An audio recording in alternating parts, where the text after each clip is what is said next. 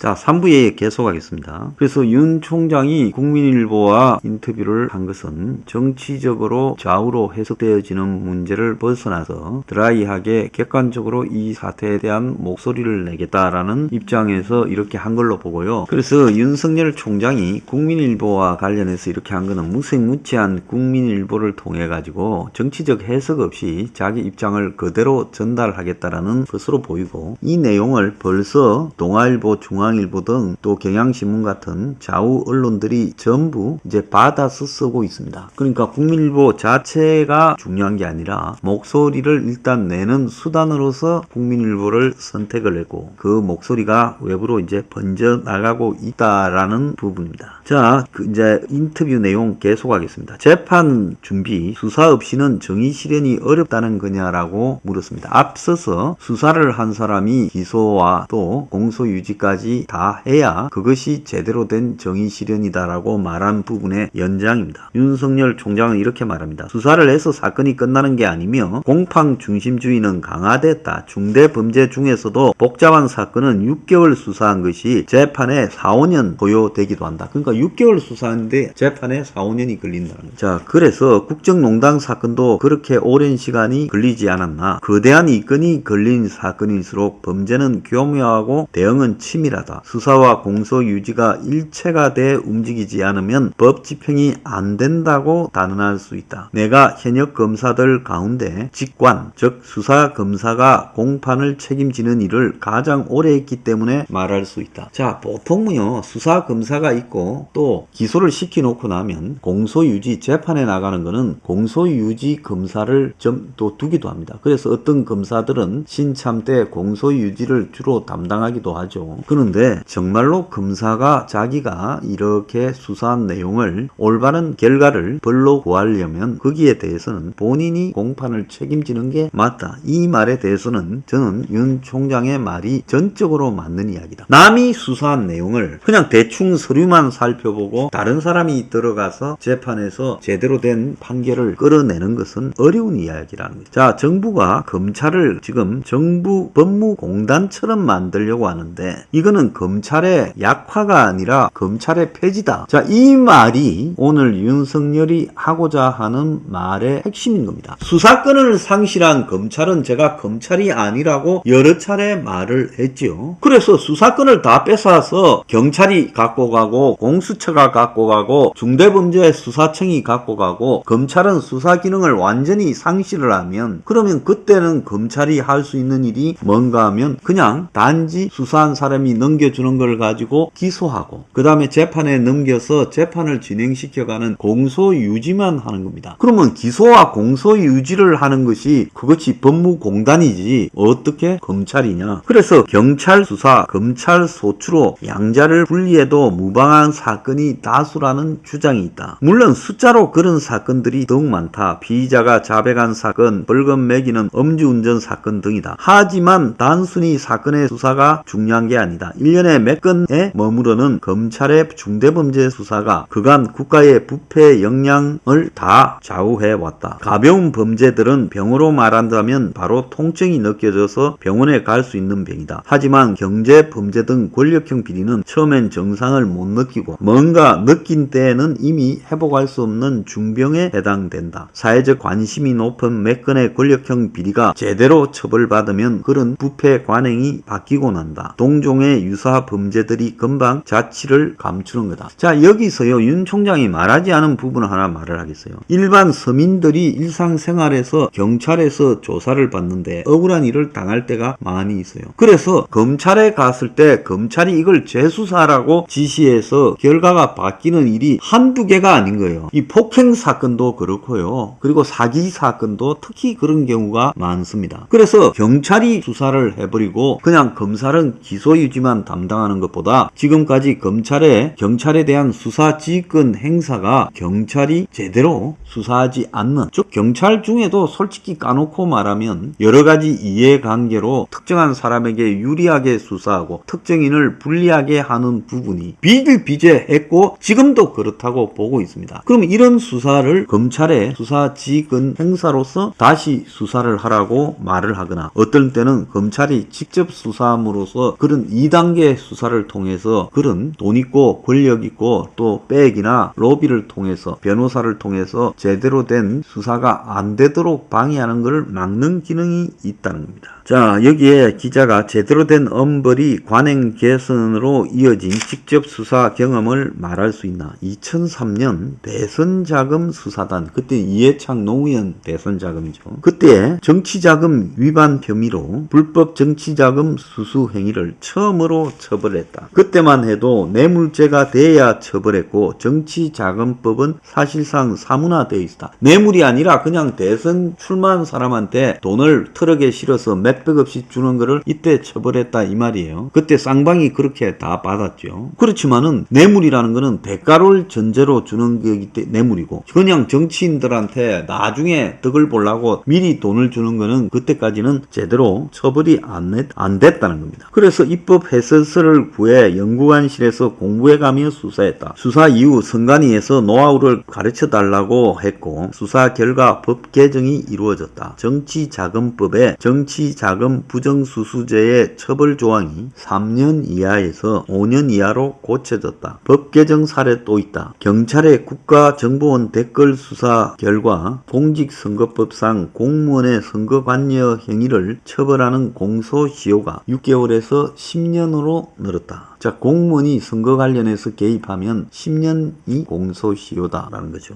민생과 관련된 대형 경제범죄 수사 결과로도 예방 효과를 경험했나? 저축은행들이 고객의 예금으로 특수목적법인 SPC를 만들어 개발 시행사업에 뛰어든 때가 있었다. 노무현 때부터 이게 시작되어서 이명박 정권 때까지 와서 저축은행들, 부산저축은행부터 시작해서 솔로몬 등 여러 개가 문제가 돼서 수십조 사고가 났지요. 자, 이자 많이 준다 하고 예수를 받아가지고 그걸 가지고 이 건설업자들한테 대어주고 또 자기들이 직접 건설 개발에 나서고 그랬죠. 그래서 수조원대의 공적 자금 손실을 낳았는데 정부 돈이 수조원 들어갔다는 거예요. 예금이 부실화되니까. 검찰 수사로 상당한 중형들이 선고된 뒤에 이제 반복되지 않는다. 이후 금융당국이 저축은행 경영평가위원회를 만들기도 했다. 법정관리 직전 기업음 CP를 발행하는 사기 범죄도 대기업 수사 결과 사라졌다. 즉 망하기 직전에 기업음을 발행해가지고 팔아먹고 그 다음에 부도내버리는 이런 일도 있었죠. 우리 사회 곳곳에 뭐를 해줘도 도덕적 해이가 사라질 때 검찰의 직접 수사 역할이 분명히 있었다. 검찰에서 윤 총장을 설명할 때 하는 말은 권력형 비리의 트렌드가 바뀌는 길목마다 있던 검사라는 것이다. 자, 이 사람이 권력형 비리 수사는 열심히 해서 새로운 방향을 이렇게 만드는데 한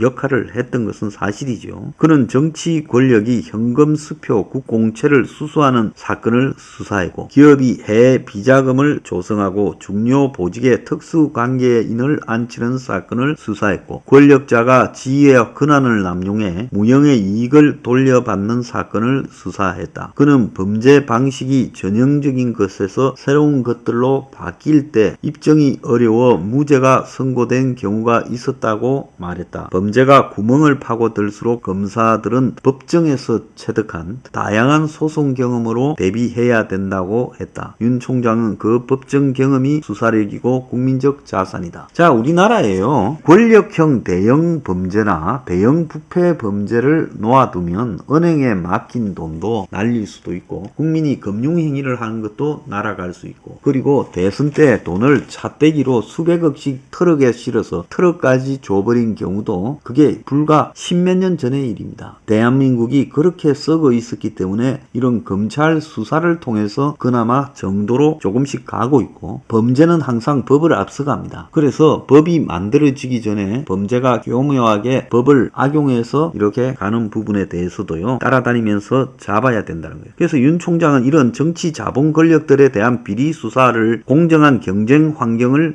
만들어 가야 된다. 지휘법권의 영역을 일소하는 일이라고 표현했다는 겁니다. 그래서 우리 사회의 모든 영역에서 민주주의와 법치주의를 확립하는 역할이었다라고 강조하며 그는 일반 형사부에서 작은 사건을 맡은 반부패 특수부에서 정치 경제 권력자의 비리를 수사하든 또 사회 각 분야의 강자가 상대적 약자를 유린하는 것을 막으려고도 하는 것이든 다 똑같은 거다. 그는 이런 권위주의 군사정부에서 문민정부로 가려 한 것이 과연 민주화 운동이라면 그 다음에 민주주의의 발전은 곧 법치주의의 발전이다. 자, 이 말이 무슨 말인가 하면 그동안에 우리가 군사정부에서 민주정부로 가는 것이 정치의 발전이라고 하면, 근데 이 정치가 진정으로 민주주의를 정착시키려면 법치가 이루어져야 한다 이 말이에요. 평소 법의 지배를 강조해온 것도 같은 맥락인가? 우리 헌법상 민주주의는 법치주의를 포함하는 개념이다. 힘 있는 사람도 범죄를 저질렀다면 똑같이 처벌받고 법이 공정하게 적용돼야 된다는 것이다. 이렇게 하지 않으면 민주주의라 할 수 없다. 군부 독재를 문민정부로 바꾸어낸 것이 과거의 민주화 운동이었다면 그 이후의 민주화 운동은 결국 공정한 경쟁 환경을 만드는 일이다. 문민정부 이후 검찰의 반부패 활동이 우리 사회의 특권을 없애고 국민들이 생활 속에서 민주주의를 체감할 수 있도록 하는데 의미 있는 역할을 했다고 생각한다. 이렇게 말했습니다. 기자가 물어요. 검사도 결국 엘리트 계층이고 이 검찰이 보수적인 경향을 띈다는 시각도 많지 않은가? 기득권의 경제 범죄를 파헤치면 검사를 좌파라고 부르던 시절도 있었다. 물론 검찰에게 그동안 과오도 있었다. 하지만 진보를 표방하는 정부나 보수를 표방하는 정부를 가리지 않고 잘못을 저지르면 힘있는 자도 처벌받는다는 인식을 심어줬다고 생각한다. 진보를 표방한 정권의 권력자나 부패한 자를 수사하면 그것이 보수가 되는가? 재벌이나 정치인이 형사처벌 받는 것을 상상조차 못하던 시절이 있었다. 이들이 형사처벌 받는 것을 국민이 직접 목격하기 시작하면서 권위주의가 무너지고 보통 시민의 권리의식이 고양됐다. 이 리걸 스탠다드, 즉 법적인 표준이 사회를 진일보하게 만들고 민주주의를 발전시켰다. 이렇게 이야기를 하고 있습니다. 자, 기자가 물어요. 한국 검찰이 세계적으로 유례없이 수사권, 기소권을 모두 가졌다고들 하지 않나? 어떤 경우에도 중대 범죄에 대한 검찰 수사권을 부정하는 입법례는 없었다. 미국, 독일, 프랑스, 일본 등 사법 선진국들은 중대 범죄에 대한 검찰의 직접 수사권을 인정한다. 록히드 사건으로 익히 알려진 일본은 말할 것도 없고 이 다나카 수상이 록히드 사건으로 구속됐죠. 미국도 검찰의 자체 수사 인력을 확보하는 경우가 많다. 앨런 회계 부정 사건도 검찰이 직접 수사했다. 사인 소추, 국가기관이 아닌 일반 개인이 공소를 제기하는 전통이 있는 영국조차 부패 범죄에 대처하기 위해 수사 기소가 융합된 특별수사 검찰청을 만들었다. 정권은 영국의 SFO, 이게 이제 특별수사 검찰청을 모델로 중대범죄수사청을 만들었다고 하는데 그와 같은 주장은 진실을 왜곡하거나 잘 모르는 일이다. 영국의 국가소추주의 도입은 범죄가 나날이 진흥화, 전문화, 대형화하자 검사의 공소 유지만 하는 제도 한계를 인식하고 이런 기구를 만드는 것이다. 수사 기소를 분리한 게 아니라 수사 기소를 융합한 것이고 그 조직이 SFO다. SFO의 인력은 상근 인원만 450명 이상으로 우리나라의 검찰의 반부패 수사 인력보다 훨씬 많다. 이렇게 말을 합니다. 기자가 일각에서는 미국의 검찰 수사가 전혀 없다고들 한다. 그것도 사실과 다른 주장이다. 2018년 중앙지검장 재직 시절 미국 반독점국을 방문했었다. 총 700명 중 300명의 검사가 카르텔 범죄에 대해 대배심 등을 통해 직접 수사를 담당하고 있다. 그러니까 한국의 공정거래위원회 같은 미국의 반독점국에도 검사가 이렇게 많이 카르텔 담합 범죄에 대해 수사를 했다는 거예요. 뉴욕 월스트리트의 공신력을 높이는데 크게 기여한 것도 로버트 모겐서 뉴욕 맨해탄 지방검찰 검사장의 대형 경제범죄 수사였다. 그는 화이트칼라 범죄 수사의 아버지라고 불린다. 그 혜택이 미국 국민에게 돌아가는 것이다. 자, 미국의 전설적인 검사장을 언급하며 인터뷰를 마쳤는데요. 결국 지금 윤 총장이 말하고자 하는 것은 엘리트 조직에 건방져 보이는 사람들로 불쾌할지 몰라도 이들이 있어서 이 대형 국가의 범죄에 수사하고 기소하고 처벌받게 함으로써 나라가 발전하는 것이다. 이렇게 말을 하고 있습니다.